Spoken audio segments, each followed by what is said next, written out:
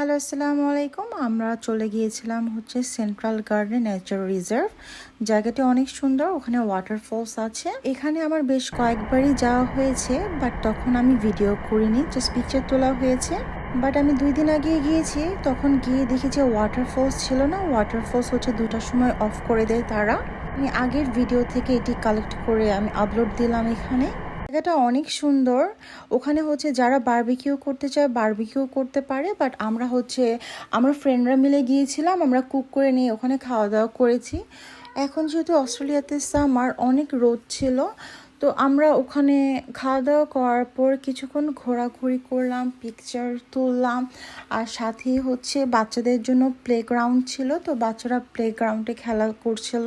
আর ওখানে শেড দেওয়া আছে দেখে এত গরমে ওখানেও বাচ্চাদের প্লে করতে কোনো প্রবলেম হচ্ছিল না।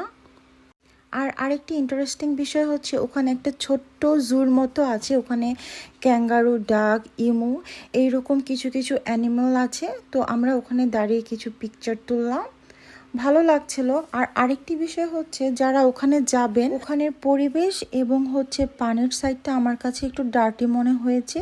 যদি আরেকটু ক্লিন হতো তাহলে আরও বেশি ভালো লাগতো, বাট অল ওভার মিলে আমার কাছে খুব ভালো লেগেছে।